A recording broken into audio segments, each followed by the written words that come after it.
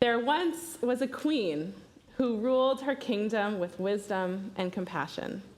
As she approached the end of her days, everyone in the kingdom wondered who would be the next ruler. Would it be one of her children, an advisor, a general? To keep the contenders from fighting over the throne, the queen put her instructions in a letter, which was to be opened only on the day after her death. It named the person who would succeed her on the throne. When that day arrived, the kingdom mourned its wise and caring leader. Then all eyes turned to the queen's letter to see who would rule in her place. With great ceremony, the letter was opened, and they read the instruction. Who had the queen chosen? Not one of her children, nor an advisor or a general. The queen had chosen the jester. The jester would be crowned king. The jester? Everyone in the kingdom thought this must be a joke. How could a fool be king? But such were the queen's instructions. And so the jester was brought before the royal court. They removed his jester hat and crowned him king, and they sat him on the royal throne. At first, this situation was awkward for the new king as well as his kingdom, but over time, it turned out to have been a brilliant choice. The jester was every bit as wise, as compassionate, and as insightful as the queen had been. He listened to everyone with care, his advisors, generals, even the commoners of the realm. He treated everyone who came before him with respect and with kindness. He used his powers to bring peace and prosperity to his kingdom. To the amazement of all in the royal court, the jester came to be a superb leader. And everyone in the royal court, indeed, everyone in the kingdom came to love him. However, there was a mystery surrounding the jester king. Every so often, he would retreat to a distant room in the palace, a room to which only he had the key. And for a few hours, he would lock himself in that room. And then he would return to the throne and resume his duties. Most members of the royal court assume he went to the room to pray, to think, to meditate, and they accepted the mystery as part of their beloved king's life. Once, an ambassador came from a far-off land, and the ambassador spent many hours with the king. He grew to appreciate the king's wisdom and his kindness. It was remarkable for a king to care as deeply and to work as hard for the good of his subjects as this king did. When the ambassador noticed that the king occasionally disappeared into his distant room, the ambassador wondered, what does the king do in that locked room? Why does he go there? What is in that room that helps him rule with such wisdom and kindness? One day, when the king retreated to his room, the ambassador secretly followed behind. When the king closed the door, the ambassador crouched down and peered through the keyhole. The ambassador noticed the king had taken off his crown and royal robes and instead put on the costume of a jester. Around and around the room, he danced the jester's dance, making funny faces and singing the silly songs of a jester. Then he stood before a great mirror and recited to himself, "Never forget who you are. You may look and sound and act like the king, but you are the jester. You are only the jester pretending to be the king. Never forget who you are." Now the ambassador understood it all. He understood the source of the king's deep wisdom. He understood that the king's kindness and greatness emanated from his humility and his connection to himself. And now he knew the secret of the king's greatness. This knowledge made the ambassador love the king even more dearly. He vowed his everlasting loyalty to the king, and he vowed to keep the king's secret. Over the years, the king and the ambassador grew close.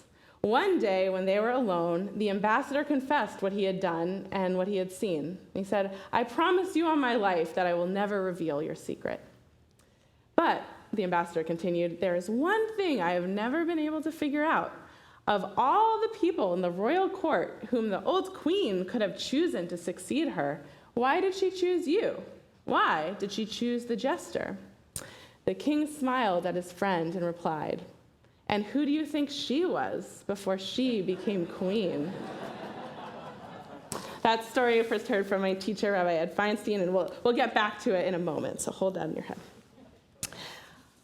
We have quite a doozy of a Torah portion today. Really, both days of Rosh Hashanah, the readings are very challenging. They show the patriarchs and the matriarchs in not the most positive light. Today, Akedat Yitzchak, the binding of Isaac. Every year I have so many questions, and I have yet to find a satisfactory answer. And I do think that is part of the point. We can read this story for generations and still struggle over the implications. We can question and we can learn each and every year. But before all of that difficult pieces in the Torah portion, I want to take us to the very first line, to one word in particular, which I'm going to focus on. So here's the Hebrew, then we'll do the English. Vayehi achar hadvarim ha'ele v'ha'elohim nisa et Avraham vayomer elav Avraham vayomer hineni. Sometime afterward, God put Abraham to the test. God said to him, Abraham. And Abraham answered, Hineni, here I am. Abraham answers, Hineni, here I am here. What a word, 3 syllables and so much in it. God is calling for Abraham, and Abraham responds, Hineni, not hi or what do you want, but I am here. To get a fuller understanding of this word, we can look at the other times it pops up in the Torah. Abraham's not the only one who says it. Moses says it in response to God's call as well. At the burning bush, when Moses notices the bush is burning but not being consumed, God calls out, Moses, Moses, and Moses answers, Hineni. Jacob also answers Hineni in a dream he is called to by an angel and answers back with that word. Each of these times is before a big moment or a big ask from God. Abraham answers Hineni, and God tells him to take Isaac as an offering. When Moses answers Hineni, it is when God will tell Moses that he will be the messenger to bring the Israelite people out of Egypt. When Jacob answers Hineni in his dream, the messenger of God tells him it's time to leave his father-in-law's place and return back to the place of his birth, which will eventually lead to reuniting with his brother Esau. It's a big upheaval with him and his family. When God calls out to Jacob, Abraham, Moses, and they answer Hineni, it's a symbol of their presence and readiness.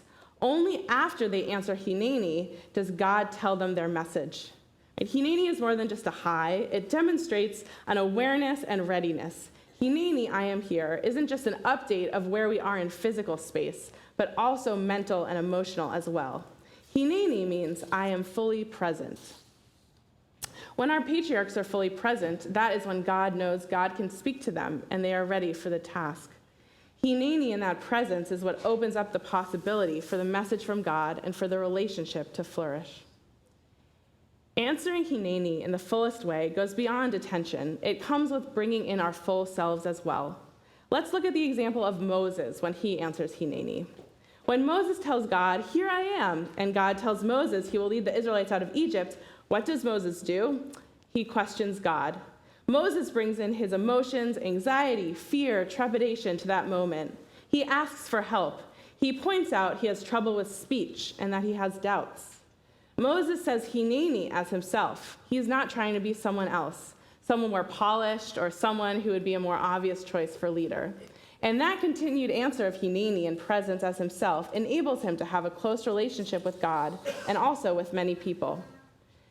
How can we bring this concept of Hineni into our own lives? How can we honor ourselves and each other's by being present as our full selves? This isn't an easy task. There's a vulnerability there, and we can't always predict how we will be perceived. This time of year gives us a good space to practice. As we go through these holidays, part of the work is to reflect on who we are and who we want to be. This idea, called cheshbon nefesh, is like a soul check-in. We check in on ourselves and think about who we are and who we want to be. This isn't about living up to some type of pressure from society about how we should be. It's a chance for introspection. Are there things that we've been trying to ignore or parts of ourselves that we are trying to quiet? In a midrash, an interpretation of the Song of Songs, it gives us some guidance for this question. It starts with a quote from Song of Songs, Shir HaShirim. It says, I went down into the garden of almonds. Okay, doesn't say much, but the rabbis are going to elaborate. So the rabbis say, okay, I went down to the garden of almonds. A nut does not thrive if its roots are covered at planting time. So is it with Israel. He that covers his faults will not prosper.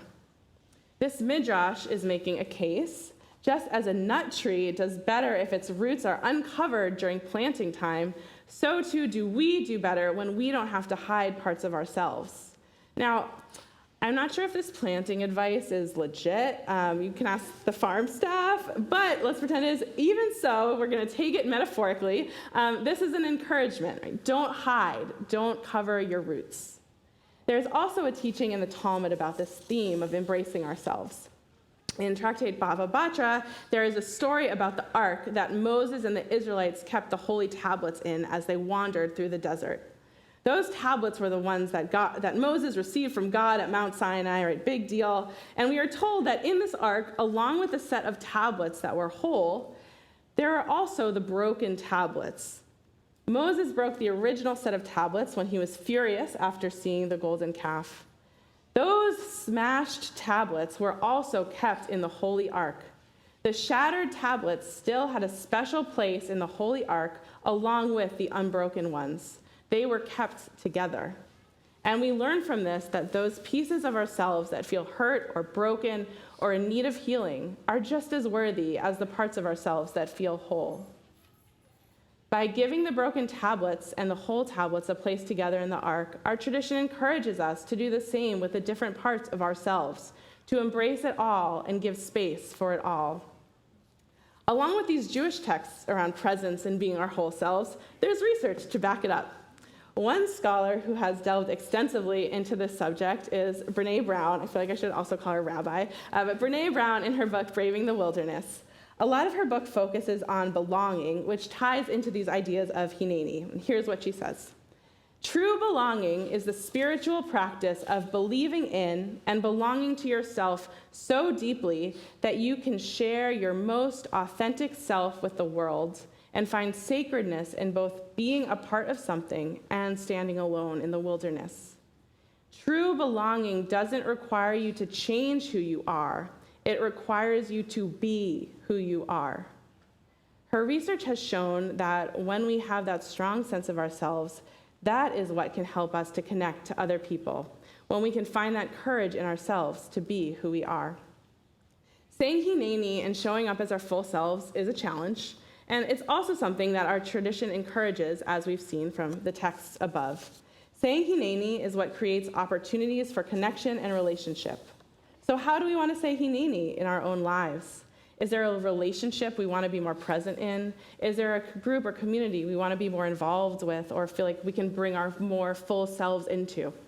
And since we're all here at CBI, here virtually, how can we also help make CBI a place where we feel we can be our full selves? And how do we help ensure others who are part of this community feel safe to be their full selves here as well? I know that is something I have been so appreciative of in my year and a few months of being part of this community. I felt that I can show up here as myself. I don't have to leave a part of myself at the door.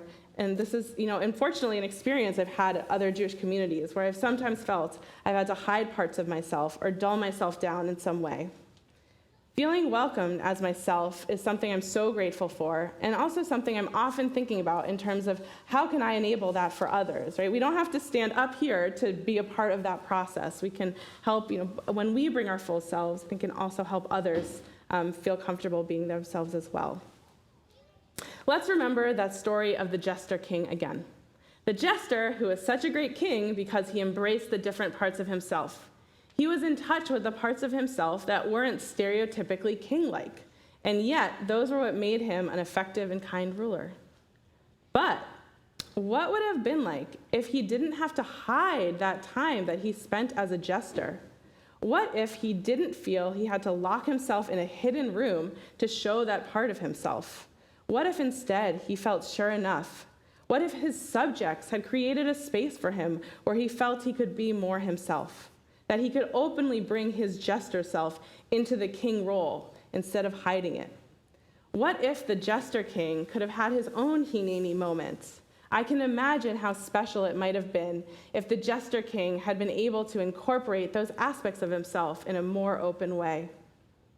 As we start this year of 5784, may we find spaces where we feel safe and celebrated when we show up as our authentic selves. May we also find ways to help create spaces where others can thrive as their true selves. May we all find hineni moments throughout this coming year and into the future. Shana Tova.